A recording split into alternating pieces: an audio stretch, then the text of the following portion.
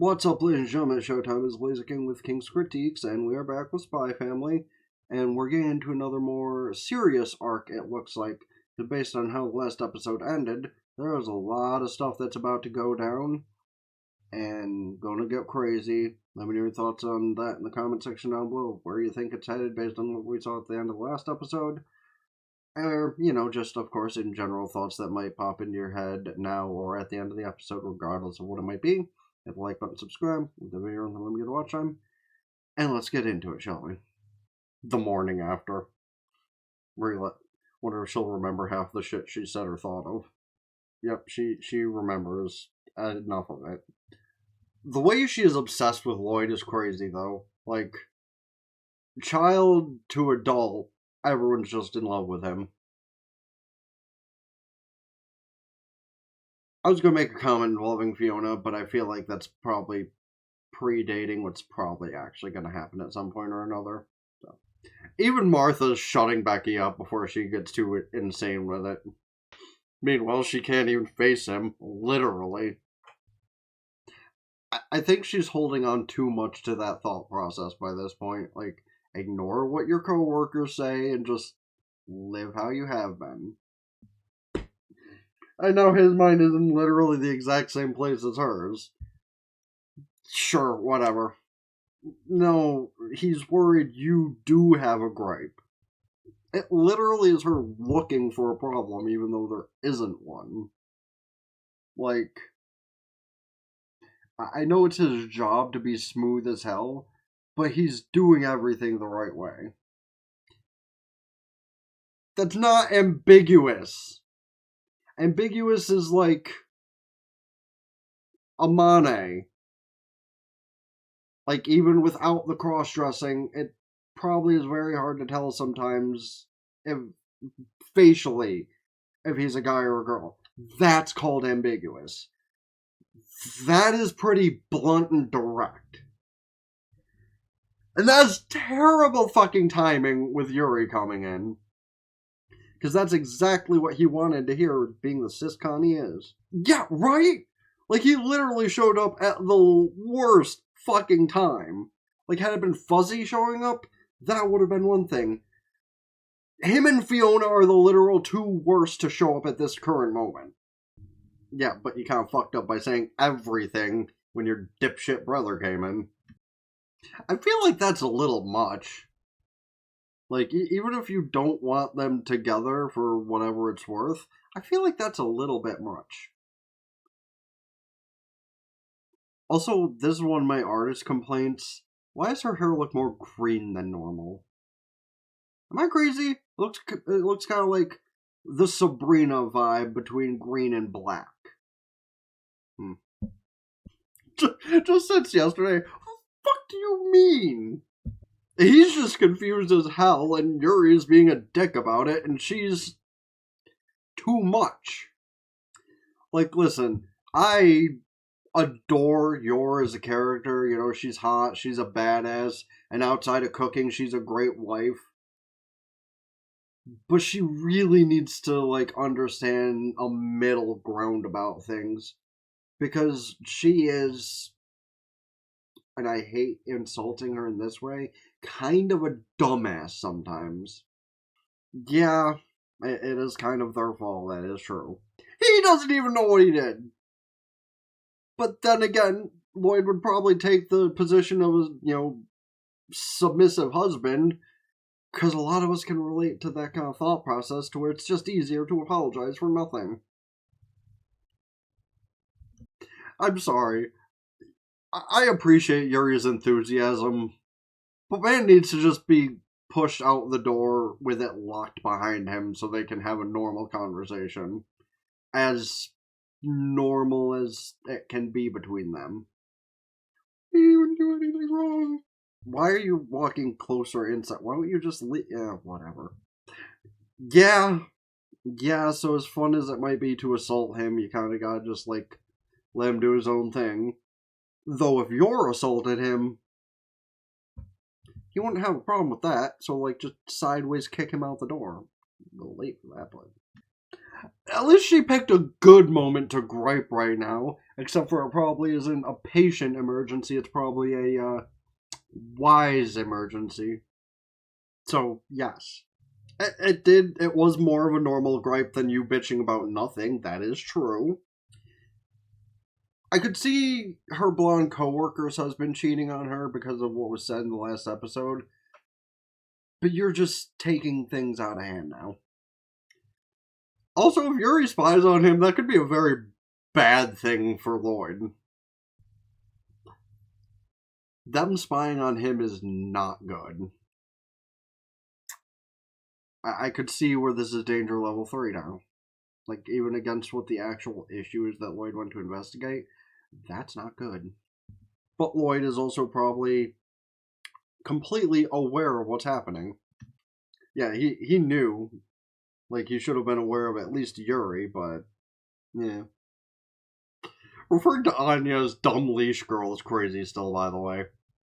Does his sister not know that he's in the work that he... Oh, no, they don't know about the work that each other does. Because he wasn't aware that she's been an assassin since she was like 13.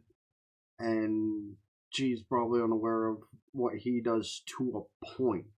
Loid knows, but she probably isn't fully aware of what he does. However, he notices one of his coworkers doing their own thing, and is he going to get curious? Is he going to abandon his sister? Or is he going to keep doing what he's doing? Oh, no, just like in Loid's case, he's there to bring Yuri into his own mission. Oh no, are they on a similar case? But on opposite sides? Uh-oh, that is trouble. And he pretty much nailed that one on the head. Okay, that was actually a pretty good animation for that. Hold on. Editing me, let it roll. And hopefully I remember and start cutting out like the volleyball scene, but that one was pretty obvious. Just the clank and the... kind of like anybody had something from Queso onto their screen. All of those edits, by the way, are gold. Really. Like, I've seen a lot of them thanks to Jimmy's content, and it's just the best when they do shit like that. Good for her for finally thinking rationally. Until she sees Fiona move up to him and start to converse with him. And then she might think a little different. Yeah. That is an actual wise incident. And I'm going to go with the assumption that the mole might be the new guy. Dude kind of reminds me of the guy from ZA that had the Mega Grandpa. I forgot his name already somehow. But yeah, dude kind of reminds me of that guy. And that's the exact reason why I kind of like painted him as being the bad guy from the very beginning of that game. And then ZA actually had no bad people. One of the craziest parts about new Pokemon games is like the amount of actual evil people is like becoming less and less to where it's even like 0.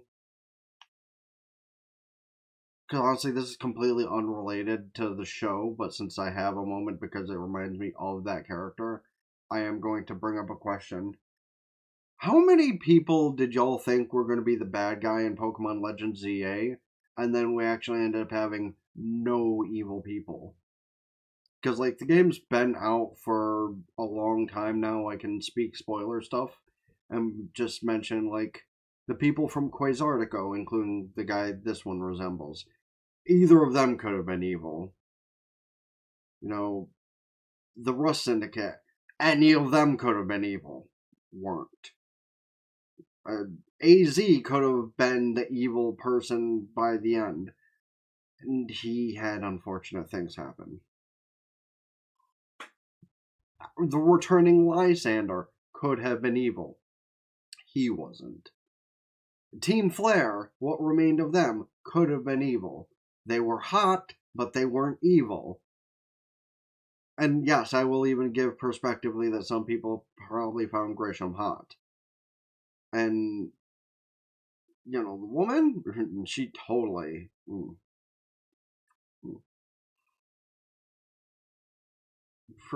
Some people even thought some of the main character's friends could have been evil at random. But not a single evil person in the whole game. The evil was just happenstance and some nonsense happening due to, whatever the plot of the game was. Crazy. For government agent, you have some skills. So even they know to be afraid of Twilight. Or worried. Maybe not as much afraid, but worried. Well, worry was probably accurate because their desire would be to capture him, but they're not going to get that in hands. Honestly, not a bad costume for Fiona. So while he's about to make contact with Yuri, something tells me there might be a bit of interference in that. Oh, yeah. That's the dude that they're supposed to be meeting up with, and he's questioning Yuri hardcore already. Well, yeah, you're not wearing a disguise, so you're kind of like obvious by how panicked you are. Uh-oh. So which one of the good guys got caught? Uh-oh. Loid's in danger. Loid's in trouble. Oh, after credits. Meanwhile, we get the more joyous side of the story of Anya and Becky at the zoo, and Anya thought they were there to capture animals. That's not how this works. I mean, you can capture them on film. Speaking of these animals, if you haven't seen the movie Crawl that came out several years ago, you should watch it, because honestly, I kind of took it as the modern day Jaws. Because, it wasn't your typical idea of horror, spooky, scary, slasher, stabby kind of thing. It went back to the more suspenseful thriller kind of aspect that a movie like Jaws had, and without getting, insane about it, something stupid like Sharknado. How the hell they got the funding to make 7 of those and even cast people like Chris Jericho is beyond me, but that's a whole other thing. But Crawl was a good movie. Modern day Jaws, in my opinion. Go watch it. It's on Netflix. Was it Netflix? Regardless, you can probably look it up because most smart TVs have a search function. That's insane. Actually, you know what? That's a hilarious thought process for a zoo to do. Is to, just make an open cage people can walk into for photo opportunities. That's actually a genius idea. Paint them as the most evil creatures imaginable, and just have people walk into them looking for an actual animal, but then it's just their friends can take pictures of them while they're inside of it. I find that hilarious, actually. Becky threatening to blow the zoo up with a tank, and it's this is what they're talking about when humans are violent. Okay, that's a funny way to end it, though. And I kind of appreciate shows that, do that take a funny side to things after a darker side to the beginning of the episode. Again, that thumbnail for the next episode, though, leaves me wondering what's about to happen. Maybe instead of waiting to be able to do something, I'll just watch the next episode, because honestly, seems like it'll be entertaining. But as for this episode, Loid might be in just a little bit of trouble, and I wonder who the other person who got caught in the bad people's subjectively domain, who that is. Hopefully not anybody that's important to the story, because they're about to get got. And Loid's also about to get got, but at least he's talented enough to argue with it. So, yeah, leave your thoughts on how fucked they are in the comment section. Because it looks like there's a possibility there might be some hands being thrown in the next episode. Yeah, let me know your thoughts about the episode, season, show as a whole, all that stuff. Other shows, movies, etc. I should check out this season, next season, or in general. Other thought processes about things just that might have entered your head to do with things I've spoken about personally or to do with the show. Hit the like button, subscribe to the other channels in the description, ring bells like Facebook, follow Twitter, Blue Sky, TikTok, Patreon, and of course Twitch. Thank you to the patrons that have subscribed so far. that are allowed to check out the full reviews of stuff I do. And to people that just want to follow on Patreon, don't forget to go do that, because I will be uploading more content over there for free. Scripted reviews and, miscellaneous gameplay footage that I won't put on Pokemon or the Gacha channel. There are some things that will be saved exclusively for free people on Patreon, as well as the Tiki Tacky. And yeah, that all being said, it's been the Blazer King with King's Critiques. Now, ta-ta for now. Peace.